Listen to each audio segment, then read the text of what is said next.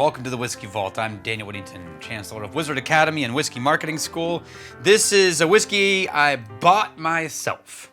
It is Lady of the Glen. I will tell you, they reached out to me and asked if they could send me some samples. But I don't really want samples. I want bottles. And I like the idea of independent bottling, so I just went on their website and bought one.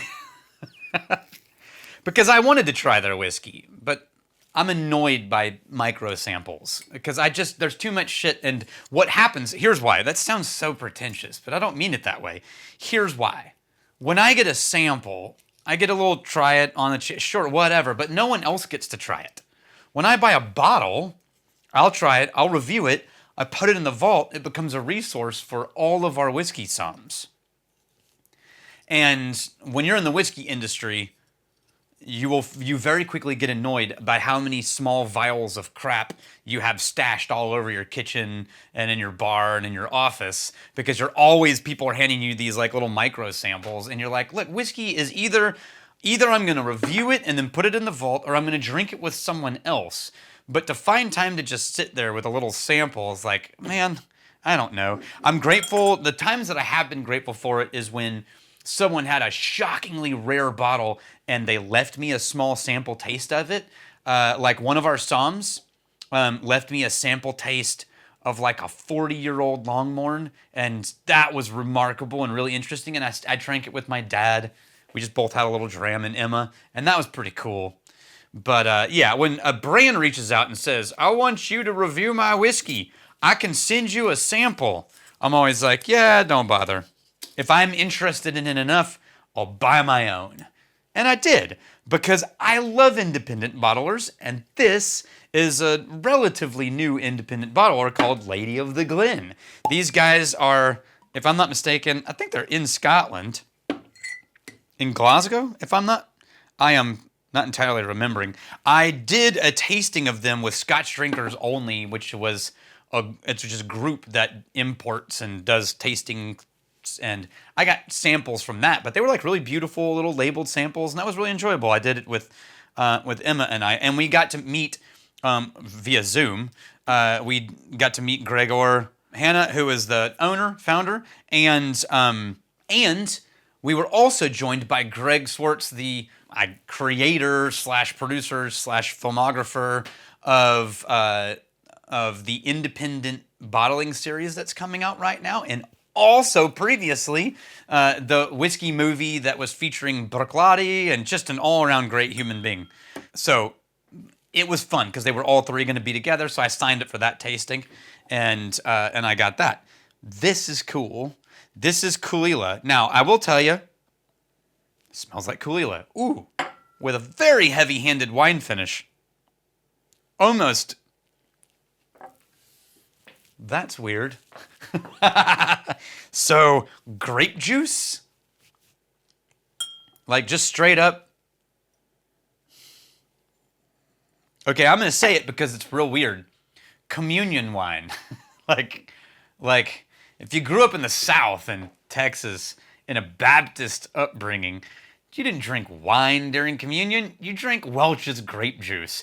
And I never drank grape juice outside of that. I didn't like it. So, like, the only ever time I ever had Welch's grape juice ever was always during, like, some sort of Baptist church communion.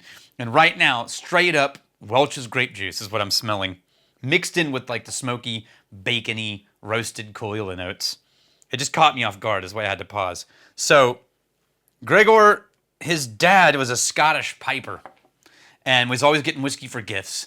And they had this collection of beautiful bottles and scotches, and it really sort of formed him and his idea of cool things. Became a bartender, was a bartender for decades, and then decided, you know what, I'm going to start my own independent bottling company. So they did. Started Lady of the Glen, and they're sourcing from all different distilleries. I think I bought a bunch because I liked the idea of it. So I think I got Tanninik, Royal Brocla, Caol Ila, and another one that I can't remember. And so I'm doing this one. Interesting. It's the name Lady of the Glen was to play homage to the Green Lady ghost who supposedly exists around Stirling Castle. The brand started in 2012, which means they're more than 10 years old now. They source the finishing barrel. So what I learned on the Zoom was that he is extremely focused on finishing casks. I don't think it's exclusively finishing casks, but everything that we tried, he had gotten a barrel from some distillery and then moved it into a finishing cask for some amount of time. And every single sample we tried on that Zoom tasted like the finishing casks. And so maybe, and I don't remember what they were, but maybe it was tannic, but it didn't taste like tannic. It tasted like sherried with a hint of tannic. Or it tasted like, so he seems that his palate heavily swings to the finishing cask direction, right? There wasn't a single thing that we tried that didn't taste as much like or more the finishing cask than it did like whatever it started as. And I'm saying that because I picked this up, I'm getting the same experience right now, which is, sure, it's Caol Ila, but it is far more PX. And this is a PX Octave finish, which Octave is just barrel size. So it was a refill hogshead bourbon cask with a PX Octave finish. So that's PX Sherry, right? So the PX Octave, and that's, again, Lefroy has done Octave. Who is it that does the Octave series? That was an independent bottler. They have an entire series called Octave, and I can't remember who it is. Anyway, it's smaller cask finishing, and it smells like that deep, dark PX Sherry. It is dark plum, almost a roasted jam. As it sits for a while, it's starting to turn like dark fruit jam-filled dark chocolate. I'm starting to get a desserty fudge kind of note, mostly filled with jam. Yeah. That might be one of the smokiest, briniest, almost bacon Caol Ilas I've ever tried. One of my favorite things that I did recently was we had like 6 different Caol Ilas, independent bottlings, all of them. 6 totally different Caol Ilas, and it's remarkable how completely different they all tasted from each other. Some were real fruity, some were really smoky, some just all the barrel impacts. So who knows how this 9-year-old whiskey started out and how long. Let's see, it was distilled 2014, bottled 2024. So it's only like a couple of weeks under 10. It's an interesting choice. I wonder why not wait 16 days and make it a 10-year-old release. But I guess it just felt enough sherry cask, which makes sense because it tastes very jammy. Yeah. It's so smoky. This is, I'm going to say, this might be the smokiest Caol Ila I've ever tried. Just pure smoke. Almost Octomore levels of like, wow, meaty bacon smoke, but then super coated in fig, plum, dark fruit. Whew. Okay, I'm going to add a little water because this is coming in at 55.5, and I forgot to get my small little dropper. They have a U.S. shop. They're being imported through Florida, which is how I got them. I don't have any financial incentive or involvement in this, so in case you were wondering.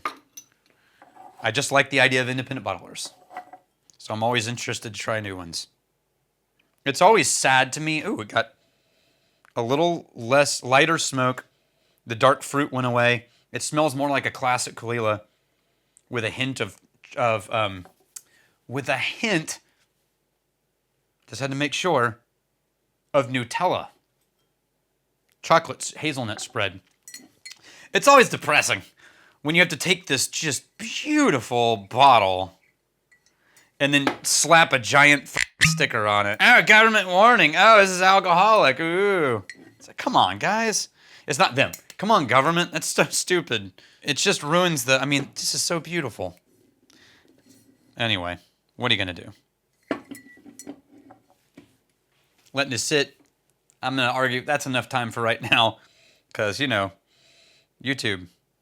Yeah, it stayed super smoky, almost funky. Like, There is now a almost sour grape note that's creeping through. I like the palate way more. Palate's way more gentle. But now it's ending with this little J hook of like, that it's not my favorite. So I like the beginning of the palate more. I don't like how it finishes as much.